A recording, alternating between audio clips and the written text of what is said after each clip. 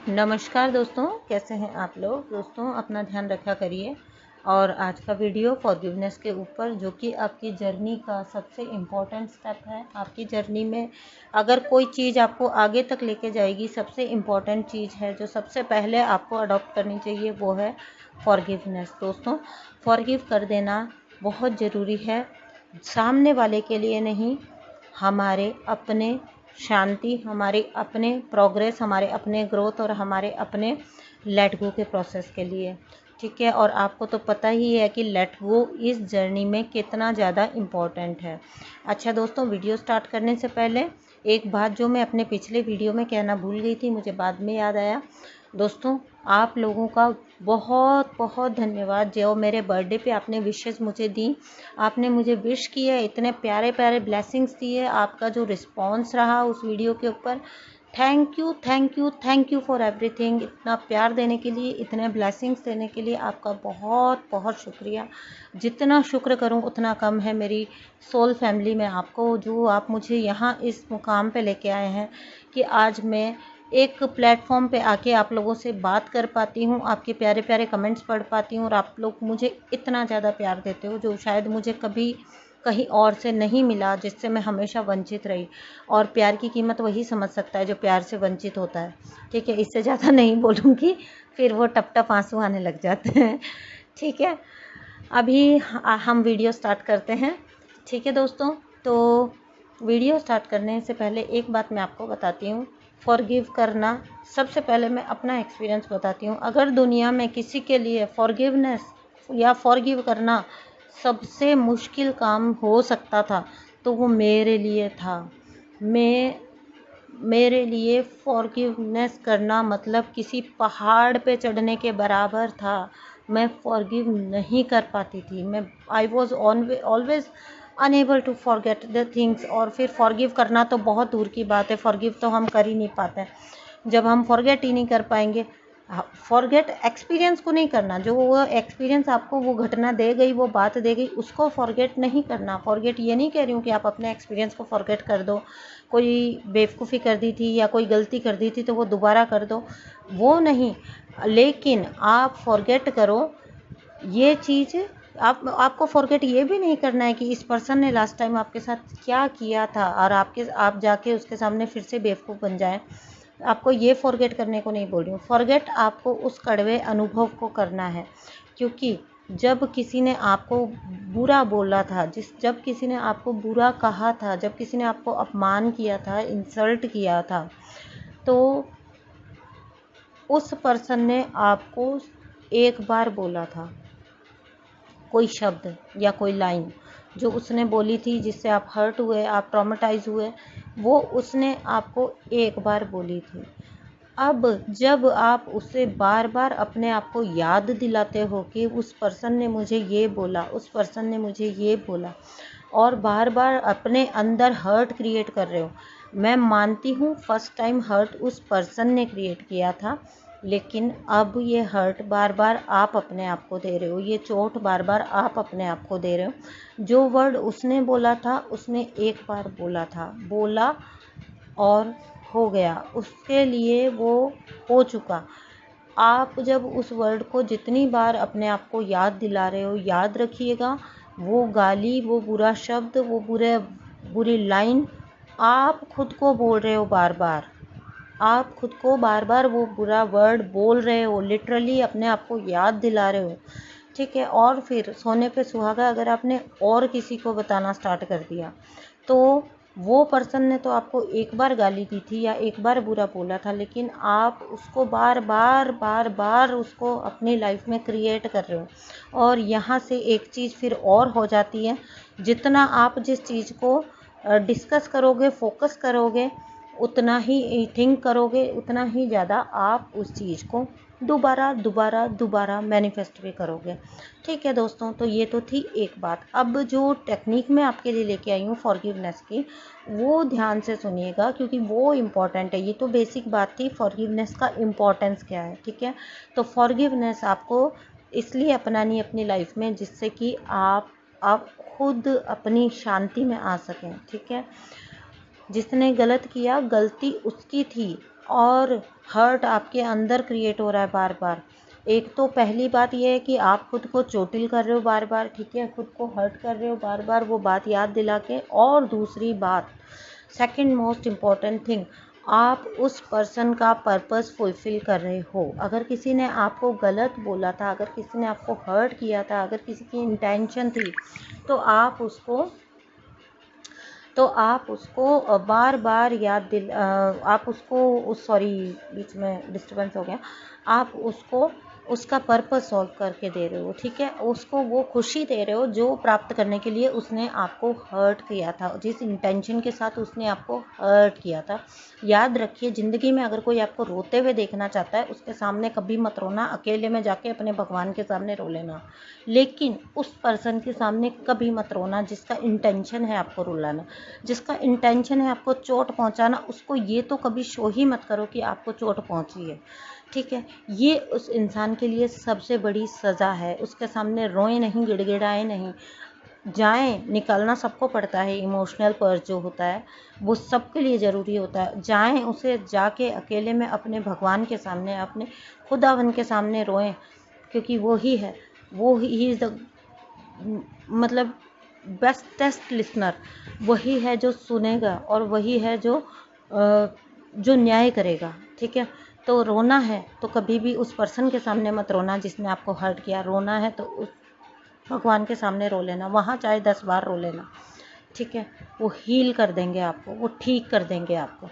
अब ये तो थी कुछ बातें फॉरगिवनेस के बारे में, ठीक है। अपने आप में स्थित हो जाइए, उस पर्सन के सामने अपने आप में स्थित रहिए, ठीक है। ये इम्पॉर्टेंट है। अब नेक्स्ट चीज़ है, फॉरगिवनेस की टेक्निक बता रही हूँ आपको, जो मैंने अपनाई और मेरे को बहुत ज़्यादा कारगर लगी, मेरे से बहुत ज़्यादा मेरे को सक्सेसफुल लगी। क्योंकि मैंने जैसा कि वीडियो की स्टार्टिंग में आपको बताया, फॉरगिव करना मेरे लिए मतलब पहाड़ चढ़ना, मतलब आपने क्या ही बोल दिया है मुझे, मैं कैसे भूल सकती हूँ, उसने मुझे ये बोला, उसने मेरे साथ ये किया, मैं कैसे भूल सकती हूँ, मैं कैसे भूल सकती हूँ। खुद को याद दिलाना, खुद को दुख पहुँचाना, खुद को चोट पहुँचाना, ठीक है। अब मैं आपको बताती हूँ ये आपको कैसे। फिर मैंने एक प्रैक्टिस खुद से ली, ठीक है। क्योंकि मेरे से जब ये सॉल्व नहीं हो रहा था, हर तरह के मैं चीज़ें कर पा रही थी, लेकिन ये नहीं कर पा रही थी, तो और ये जो सबसे इम्पोर्टेंट चीज़ थी, ठीक है, तो मुझे किसी कीमत पे अपनी जर्नी को डिले नहीं करना था। ये एक बहुत अच्छी भगवान जी की दया रही मेरे साथ हमेशा की, मुझे कॉन्शियस थी मैं हर चीज़ को लेके कि किसी भी वजह से मेरी जर्नी का नुकसान मुझे नहीं करना है। कोई पर्सन इतना बड़ा नहीं हो गया कि उसके लिए मैं अपनी जर्नी का नुकसान कर लूँ, ठीक है। ये एक बात। अब टेक्निक बताती हूँ। किसी पर्सन, 1 पर्सन, 2 पर्सन, 10 पर्सन, ठीक है, कोई है, फैमिली मेम्बर है, आपका ट्विन है, आपका कार्मिक है, आपका हस्बैंड है, आपका बॉयफ्रेंड है, कोई भी है, कोई भी बॉयफ्रेंड गर्लफ्रेंड कोई भी है, XYZ, अपने भगवान के सामने जाइए। अगर आपको मेडिटेशन में बात करने में सहूलियत होती है तो वैसे करिए, अगर आपसे नॉर्मल बातचीत में बात करते हैं तो वैसे करिए। मुझे तो बातचीत में बात करना ज़्यादा अच्छा लगता था, हाँ लगता है, सॉरी।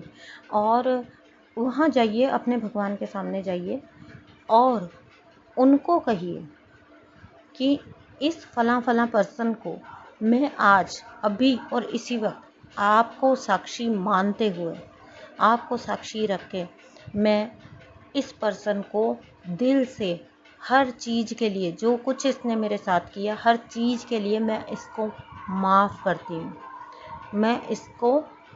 मैं इनसे माफ़ी मांगती हूँ। मैं ये रियलाइज़ करती हूँ कि कोई मेरे पिछले कर्म थे जिनकी वजह से हम दोनों मिले, हम दोनों के बीच ये सब घटित हुआ।